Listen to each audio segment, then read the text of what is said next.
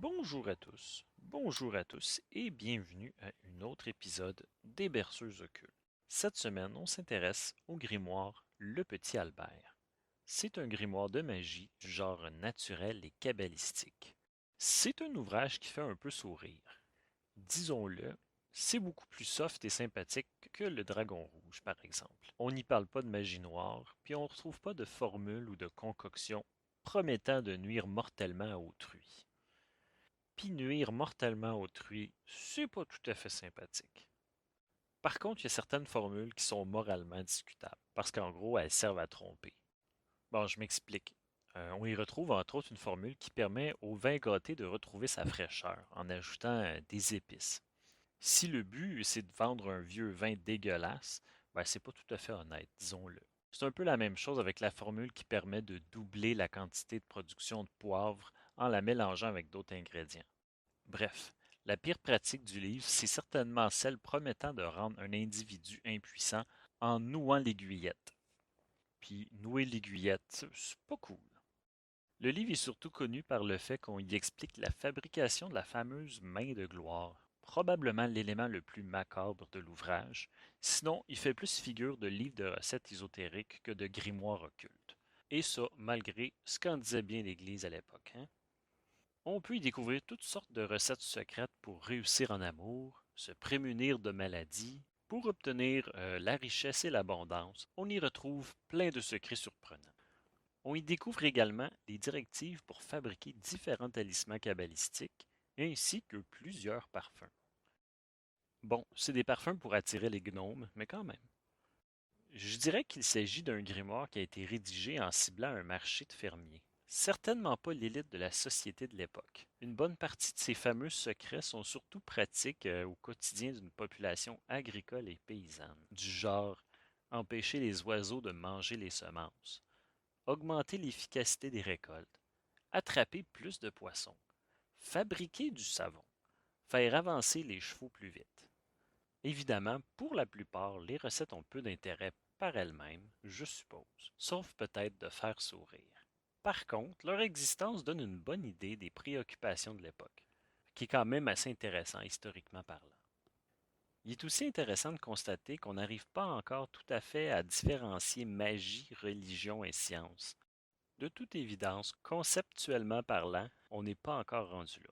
On attribue des fondations magiques et ésotériques à des pratiques qui relèvent d'un concept de science élémentaire ou d'une connaissance simple de la vie quotidienne aujourd'hui. Par exemple, à l'époque, si on fabriquait un piège à mouches avec du vinaigre de cidre et du sucre, c'est pas vraiment la fermentation qui attirait les mouches, mais bien la magie. Ça peut paraître parfois un peu naïf par moments, mais après tout, ça appartient à une autre époque. Parlons un peu de l'auteur. Comme c'est souvent le cas avec les grimoires que j'aborde au podcast, en ce qui concerne l'auteur de l'ouvrage, c'est assez nébuleux.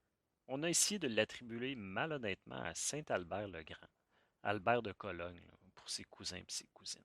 Comme d'habitude, c'est pour donner de la crédibilité à l'ouvrage, parce que le bon Albert, qui a vécu dans les années 1200, il a quand même laissé une bonne trace dans le domaine scientifique, particulièrement dans la science de la nature.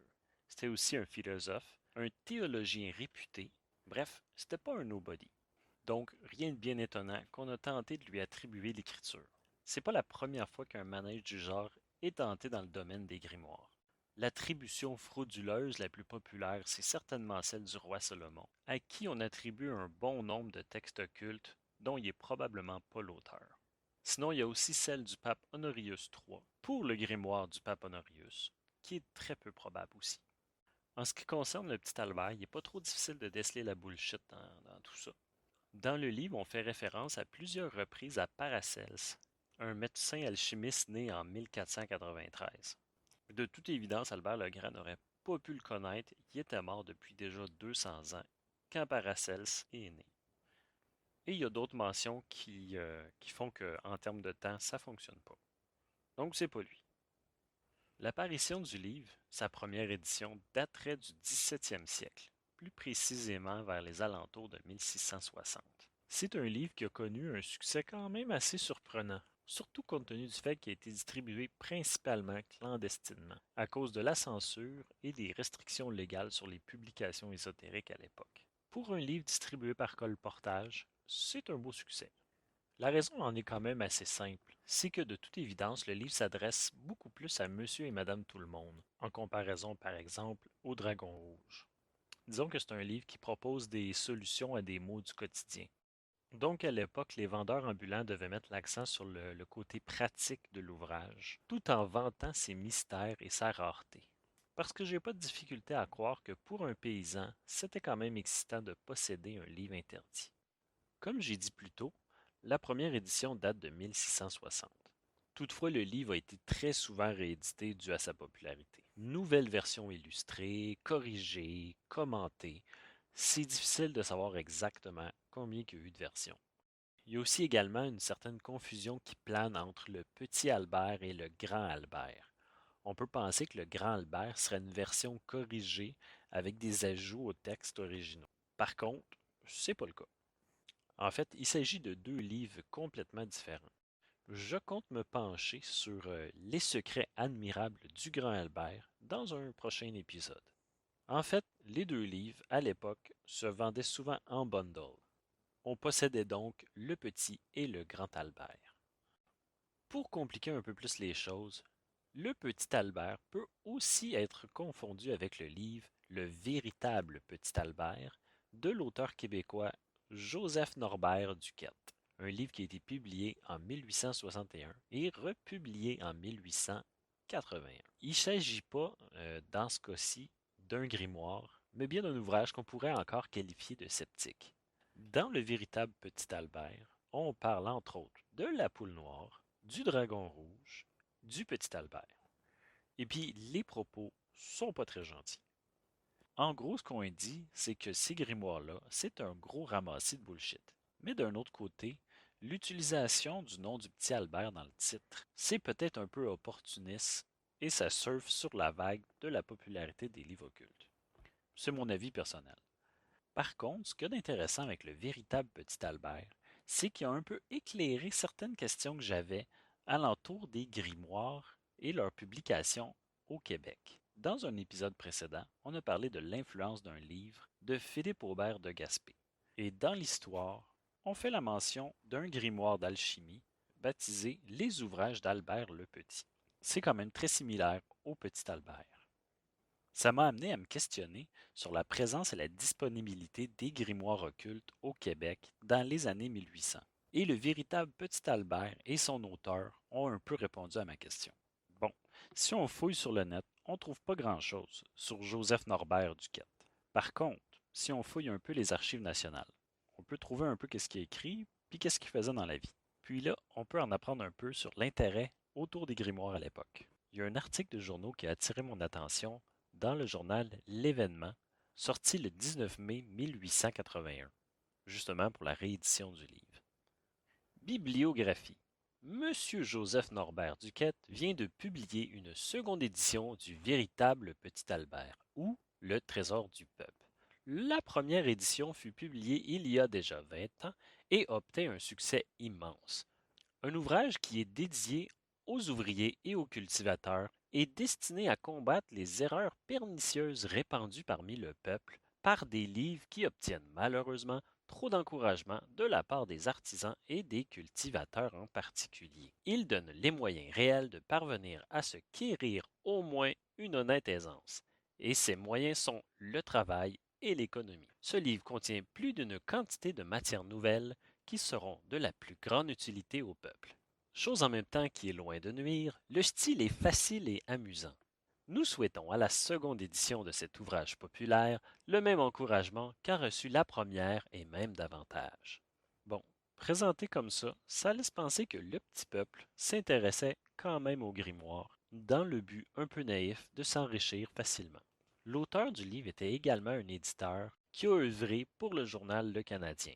Il est connu pour avoir édité l'ouvrage Le Miroir des caractères. C'est un petit livre qui sert surtout à faire la promotion des industries de la ville de Québec. Bon, cet aspect-là, on s'en fout un peu, mais en gros, c'est une documentation entrecoupée de publicités de peinture à l'amiante ultra cancérigène, puis d'autres affaires dans ce style-là.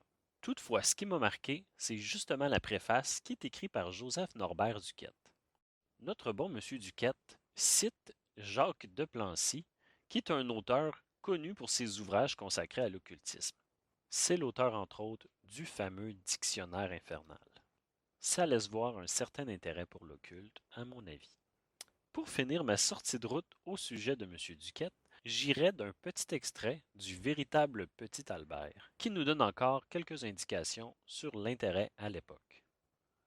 Cette malheureuse influence du mystérieux, après avoir traversé l'océan, s'est répandue fortement en Amérique. Mais heureusement, au Canada, nous le disons avec un léger orgueil, on est bien loin de vendre par milliers d'exemplaires ce livre trompeur aux habitants de nos campagnes, ainsi que cela se pratique en Europe. Nous croyons au contraire qu'il serait même difficile d'en réunir pour tout le Bas-Canada de 25 à 30 exemplaires, quoique ce livre, néanmoins, soit très recherché. Mais en cela, nous devons féliciter nos libraires franco-canadiens qui se refusent chaque jour à se prêter à ces sortes de spéculations pour le moins perverses et condamnables. Personnellement, je trouve que de 25 à 30, c'est peut-être peu.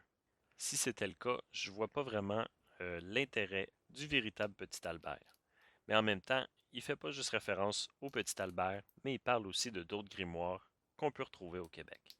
Ça répondait pas exactement à mes questionnements, mais je trouvais quand même que c'était des extraits très intéressants. Bon, on retourne au Petit Albert.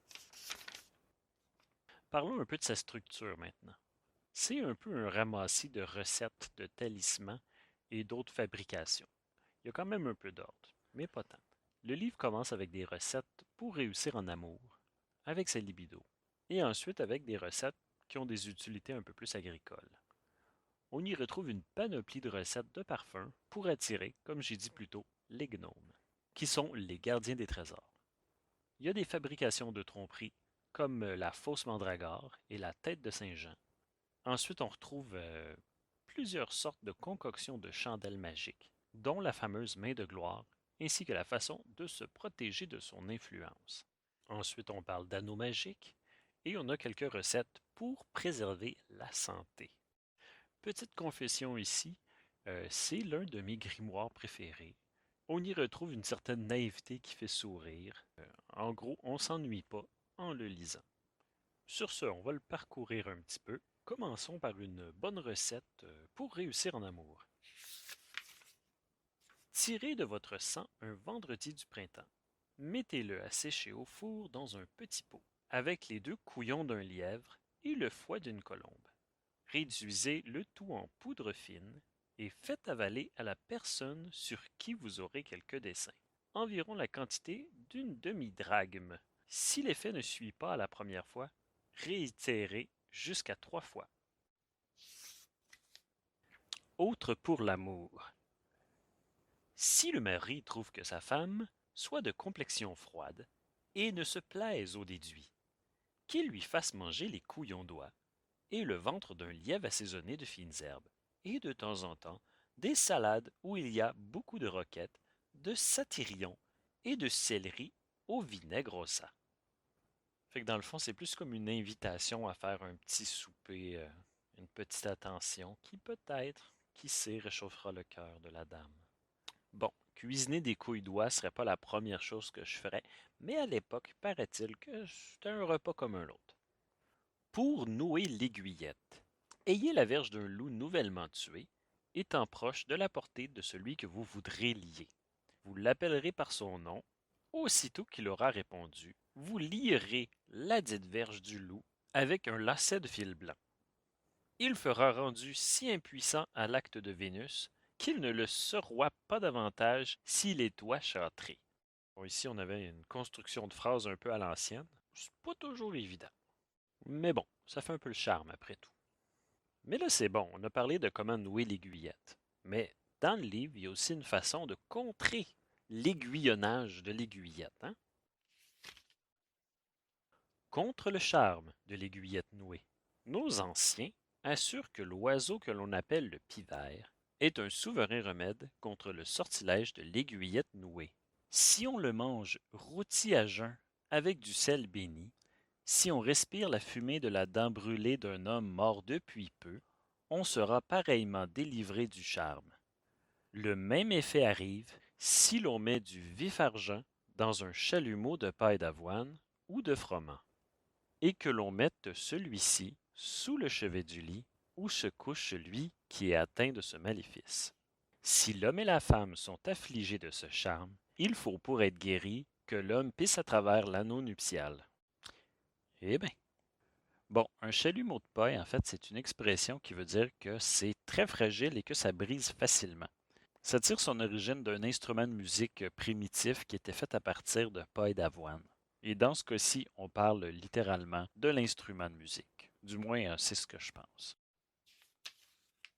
Pour s'enrichir par la pêche des poissons, vous assemblerez une infinité de poissons où vous pourrez commodément les prendre si vous y jetez la composition suivante. Prenez du sang de bœuf, du sang de chèvre, du sang de brebis qui se trouve aux petites entrailles, du thym, de l'origan, de la farine, de la marjolaine, de l'ail, de la lie et du vin et de la graisse ou moelle des mêmes animaux. Vous pilerez tous ces ingrédients ensemble et vous ferez de petites boules que vous jetterez dans l'endroit de la rivière ou de l'étang.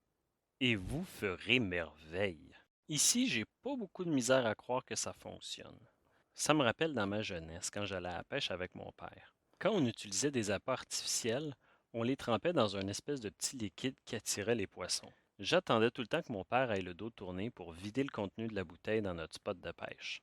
Bon, je vous l'accorde, c'est pas très sportif, mais ça fonctionnait quand même assez bien.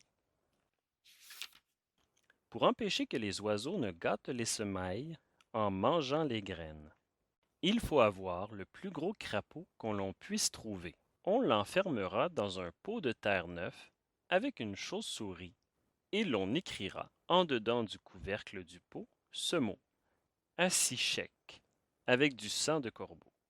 On enterrera ce pot au milieu du champ ensemencé. Il ne faut pas craindre que les oiseaux l'approchent. Quand les graines commenceront à mûrir, il faut ôter ce pot et le jeter loin du champ dans quelque voirie.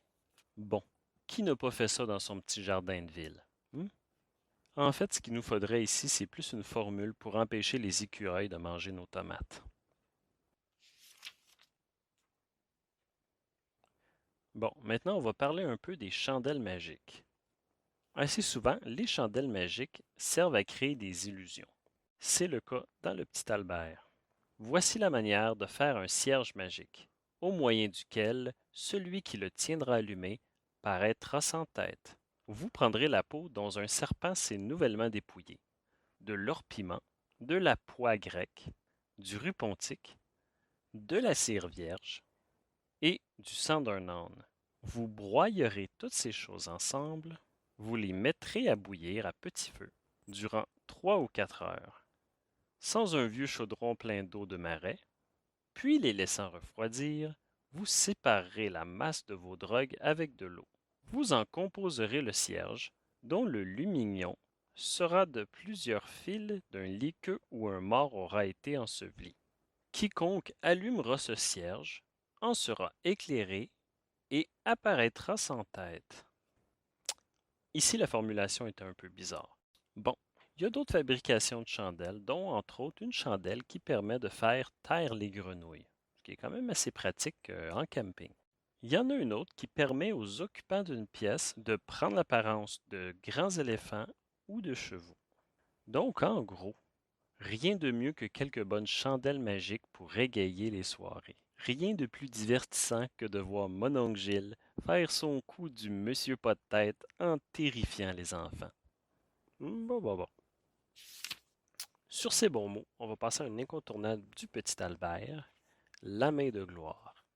De la main de gloire dont se servent les scélérats voleurs pour entrer dans les maisons de nuit sans empêchement. J'avoue que je n'ai jamais éprouvé le secret de la main de gloire, mais j'ai assisté 3 fois au jugement définitif de certains scélérats qui confessèrent, sous la torture, s'être servis de la main de gloire dans leur vol qu'ils ont fait. Comme dans leur interrogatoire, on leur demanda ce que c'était et quel était son usage. Ils répondirent premièrement que l'usage de la main de gloire était de stupéfier et de rendre immobile, en sorte qu'ils ne peuvent plus bouger comme s'ils étaient morts. Secondement, que c'était la main d'un pendu. Et troisièmement, qu'il fallait la préparer de la manière suivante. Mettre du ketchup et de la moutarde dans un petit ziploc. Déshydrater et mettre en poudre un Joe-Louis que vous mélangerez à la mixture. Oh, Chris. Non, c'est pas ça. Mauvaise page.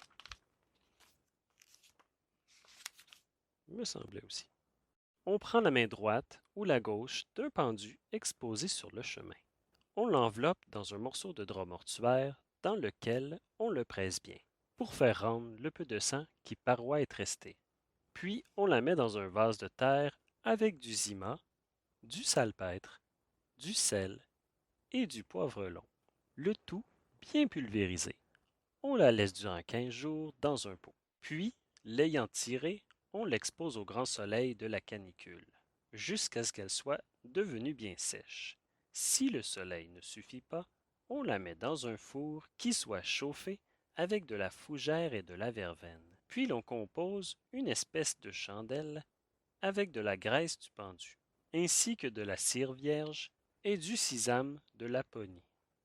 Et l'on se sert de cette main de gloire comme d'un chandelier. Dans tous les lieux où on va avec ce funeste instrument, ceux qui y sont demeurent immobiles. Et sur ce qu'on leur demanda, il n'y avait point de remède pour se garantir de ce prestige. Ensuite, on nous explique que finalement, il y a une façon de contrer le prestige de la main de gloire, et le procédé est assez simple. Il faut frotter les portes de la maison avec un onguent composé de fiel de chat noir, de graisse de poule blanche et de sang de chouette. Et la mixture doit avoir été confectionnée en temps de canicule. Fait qu'en gros, la préparation de la main de gloire, c'est vraiment une activité estivale. Oubliez le soleil et les plages de sable chaud et mettez-vous à la confection de petites chandelles. Un autre élément important dans le livre, la mention des mandragores. Clairement, ça a été popularisé par Harry Potter récemment, mais c'est une plante qui est connue depuis l'Antiquité pour des propriétés thérapeutiques. On lui a attribué des pouvoirs magiques en raison de sa forme. La racine a un peu la forme d'un corps humain. Dans le livre, je trouve personnellement que c'est quand même un peu ambigu. Qu'est-ce que c'est au juste une mandragore? Dans un exemple, on a la fameuse racine, mais dans un autre, on a une petite poule à tête humaine. Il y a de quoi être confus. En même temps, mes connaissances sur les mandragores est assez limitées. Il y a une mandragore d'une autre espèce, que l'on prétend être des farfadets, lutins ou esprits familiers, qui servent à plusieurs usages. Quelques-uns sont visibles sous la forme d'animaux, d'autres invisibles. Je me suis trouvé dans un château où il y en avait un qui, depuis 6 ans, avait pris soin de gouverner une horloge et d'étriller les chevaux. Il s'acquittait de ces deux choses avec l'exactitude que l'on pouvait souhaiter. Je fus curieux un matin de voir ce manège. Mon étonnement fut grand de voir courir l'étrille sous la croupe du cheval, et cela sans être conduit par aucune main visible. Le palefrenier me dit qu'il s'était attiré ce farfadet à son service, en prenant une petite poule noire qu'il avait saignée dans un grand chemin croisé, et que du sang de la poule, il avait écrit sur un petit morceau de papier Bérit de Ferrat, ma besogne pendant 20 ans, et je le récompenserai. Puis qu'il avait enterré la poule à 1 pied de profondeur. Le même jour, le farfadet avait pris soin de l'horloge et des chevaux, et que de temps en temps, il faisait des trouvailles qui lui valaient quelque chose. Bon, vous en conviendrez, on est quand même assez loin du petit bout de gingembre à forme humaine. Un peu plus loin dans le texte, il y a une autre fabrication qui m'a fait bien rire, et que voici. Il m'étonna bien en me disant de quelle manière il avait eu cette mandragore. J'ai suivi, me dit-il, ce que le célèbre Avicenne a écrit sur le sujet, qu'il faut avoir un gros œuf de poule noire, le percer, en faire sortir un peu la glaire, c'est-à-dire environ la grosseur d'une fève, et, l'ayant rempli de semences humaines, on bouchera le pertuis bien subtilement, en y collant un petit morceau de parchemin humecté. Puis on le met à couver au premier jour de la lune de Mars, dans une heureuse constellation de Mercure et de Jupiter. Et au bout du temps convenable, l'œuf viendra à éclore. il en sort un petit monstre, comme vous le voyez. Puis là, on a une belle illustration de ce qui semble être un petit pigeon avec une tête humaine. On le nourrit dans une chambre secrète avec des graines d'aspic et des vers de terre. Celui que vous voyez n'a vécu que l'espace de 5 mois. Pour le conserver après sa mort, on le met dans un bocal de verre fort avec de l'esprit de vin, bien bouché. Et c'est ce qui termine l'épisode d'aujourd'hui. Évidemment, je n'ai pas traité tout le livre en entier, et pour les intéressés, il est quand même assez facile de trouver des copies PDF sur Internet. Il est aussi possible de le commander en format physique sur Amazon. Sur le Patreon des Berceuses occultes, j'ai mis 2 versions numériques. Il y a l'édition de 1752 et finalement, il y a la version de 1868 qui est en fait une version augmentée et corrigée du Petit Albert. Personnellement, je préfère la version de 1752. Mais je tenais à mettre les deux parce que la version de 1868, il y a des segments qui ont été ajoutés, d'autres qui ont été retirés, puis dans l'ensemble, c'est juste pas le même livre. Mais ça permet de faire la comparaison entre les deux. Je vous invite à aller vous inscrire à mon Instagram ou à ma page YouTube. La semaine prochaine, on se penche sur le grimoire La Poule Noire. Un rendez-vous à ne pas manquer.